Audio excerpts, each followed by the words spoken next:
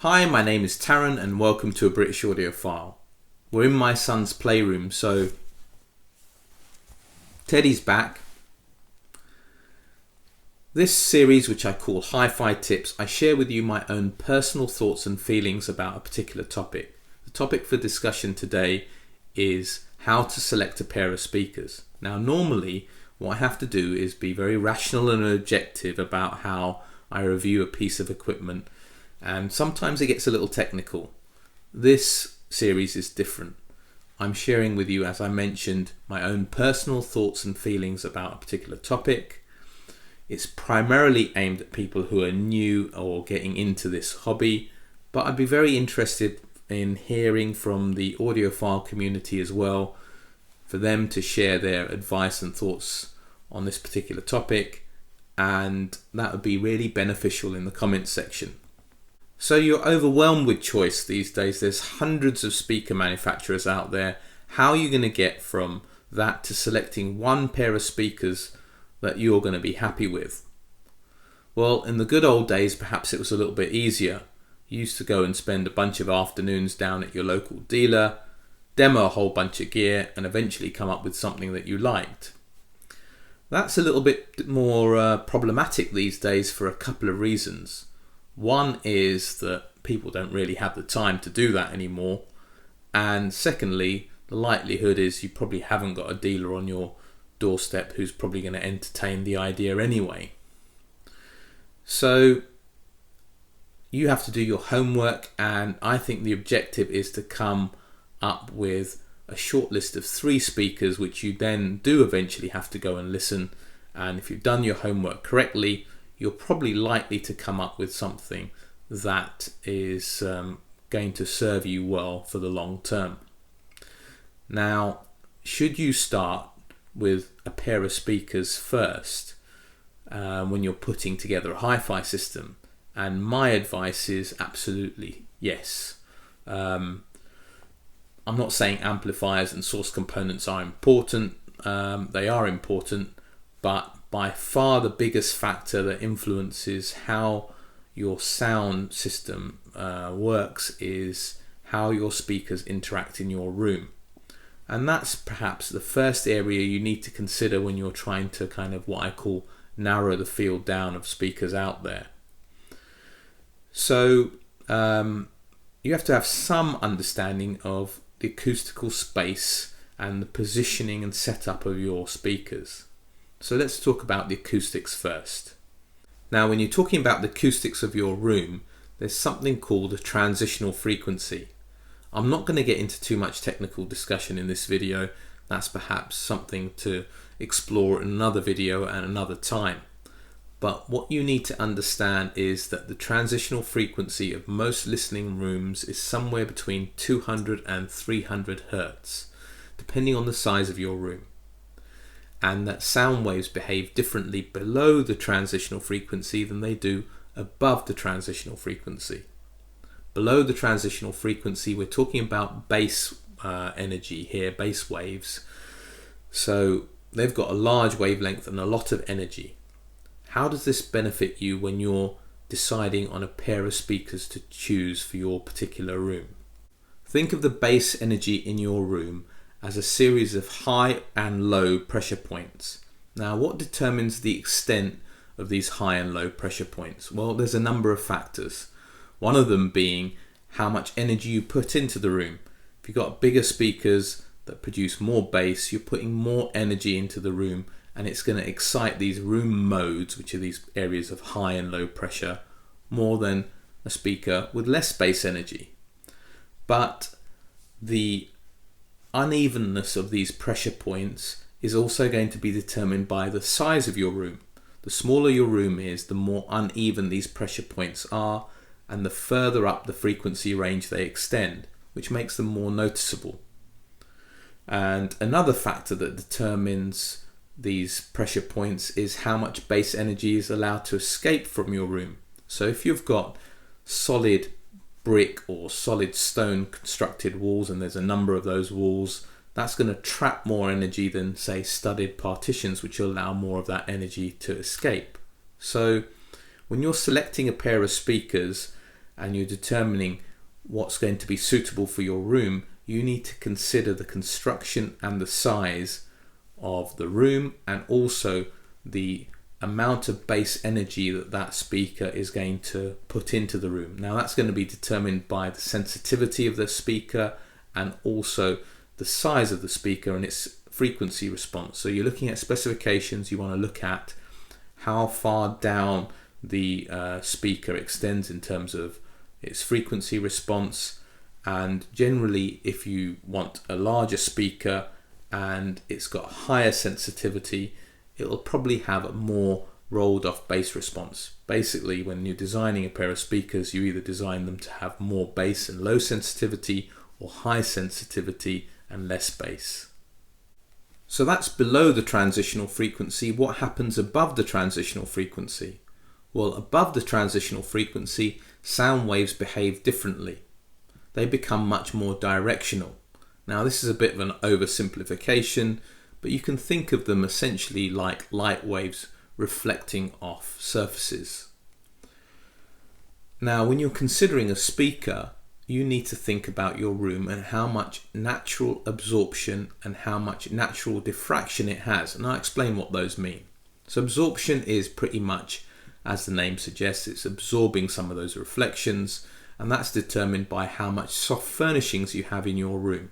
So if you've got carpeted floors or rugs, big couches, heavy drapes, other soft furnishings, that will absorb some of that reflected energy. Diffraction is basically where the sound bounces off a surface and is basically scattered because it's an uneven surface. Now it turns out that our ears are pretty good at ignoring reflections where the sound scatters. So that'll be where you've got, bookcases against walls or anything that breaks up the kind of flat surface of a wall, paintings, etc., etc. So if you're considering a speaker, you need to think about how much natural absorption and how much natural diffraction you have in that room. If you've got a room that has very little absorption and diffraction because you've got minimal amount of furnishings in there, it's going to have a lot more reverberant energy, it's going to sound more echoey, and also a bright speaker is going to sound brighter still. And the opposite is also true. If you've got a room that has a lot of stuff in there and a lot of soft furnishings, a rolled off speaker is going to sound even more rolled off. So that's another way in which you can perhaps start to narrow down the choice of speakers that you're considering for your room. Now, a little note on room treatment here. I'm not going to go into too much technical details because I'm going to do a video at some point in the future on room treatment and acoustics. So what I will say is that some of these problems with bass, higher frequencies, reverberation, etc. can be reduced by bass traps, absorption panels, diffraction panels on the walls. But you're better off picking a speaker that works well in your room in the first place and kind of prevents the problem, rather than trying to cure it afterwards by these kind of solutions. They can be unsightly, you need a lot of them for it to make a difference, and they can get quite expensive. So it's a case of prevention is better than the cure. Someone a lot wiser than me, I forget who, said to me, good sound in a room is basically 70% speaker setup, 20% treatment, and 10% the speaker itself. So if you haven't seen my video on how to set up a pair of speakers, I'd urge you to take a look at that, because that will ensure once you've chosen your speaker that you get kind of the best out of it in terms of setting it up. Right, so you should be able to choose a speaker now that works well in your room in terms of low frequencies and high frequencies. The rest comes down to your own personal preferences and how you're going to set that speaker up in your room. So let's talk about personal preferences first. I would focus on two aspects of performance: the overall tonality of the speaker and its dynamic output. Okay, so when I mean tone, is it neutral? Is it warm sounding or is it on the brighter side? What do you want to go for? What kind of sound are you trying to achieve? Choose a speaker accordingly. Now, when I'm talking about dynamics, it's about how effortlessly a speaker will play in your room. Now, you may be trying to put a small speaker in a large space and think, I can get away with it by adding a couple of subwoofers. What those subwoofers will do will give you bass extension, but that system will always sound a little like it lacks a little bit of energy and life, because it's not all about just bass extension, it's about how much energy is thrown out at higher frequencies, mid-range and other frequencies as well. And if you're trying to put a big massive speaker in a small room, the likelihood is that you'll overload it with bass and excite a whole load of root modes, as I mentioned earlier, but you're probably listening relatively close up to those large speakers. They may play loud, but you may have other problems like driver integration problems. That's basically where you're too close to a large speaker, and if you move your head a couple of inches this side or that side, the tonality changes. And big speakers may not play particularly well at lower listening volumes in small spaces where you might be listening late at night and you want to listen quietly, and it just lacks a little bit of life. And you may have limitations in terms of how you're going to set up that speaker. A lot of people have to have the speakers a lot closer to the wall than they would ideally like to be, or ideally the speakers would like to be in terms of sound quality. Now, there are speakers that are designed to work well close to walls, and if you're choosing a speaker that needs to work in that particular scenario, you're better off with something that is designed for that purpose. Let's take PROAC as an example. I have a pair of PROAC Response 1SCs, small little bookshelf speaker that's rear ported. It needs to be away from the walls. Its big brother, the D2, is front ported. You'd think, well, actually, probably get away with putting that closer to the walls, right? No, bass is omnidirectional. It doesn't have too much effect whether it's rear or front ported. It's more about the design itself, and both those speakers need to be away from the walls. The D2 retails for £2,500–3,000 depending on the variant you go for. The current version of my PROAC Response 1SCs, which I think called the DB1, retails for a best part of £2,000. PROAC do another speaker called the Tablet 10. I think there's a signature version as well. They're £1,000–1,200, considerably cheaper than both those speakers. It's a sealed box design. It's basically got a wider front baffle. It's got less depth, and its bass response has been tuned so that it works well closer to walls. It will outperform both of those speakers in that scenario, and it's considerably cheaper. So, as I say, if you're going to have limitations in terms of your setup and positioning, choose a speaker that's designed to work in that particular scenario. The final thing I think I want to talk about is when you're doing your homework, of course, you're going to look at reviews.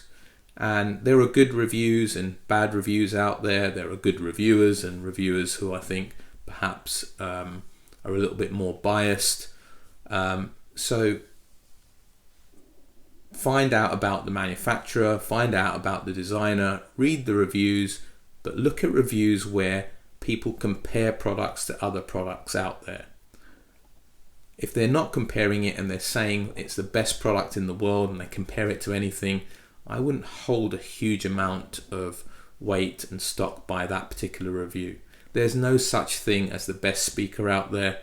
It all depends on your own personal tastes, your own scenario, setup, etc. Things we focused on in this video.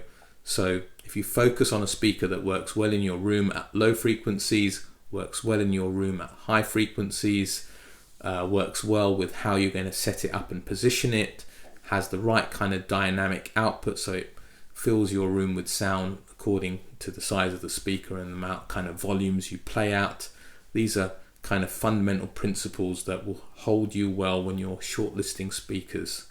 Hopefully you can narrow the choice down to eventually 3. Go and have a listen to them and pick the one that sounds best to you.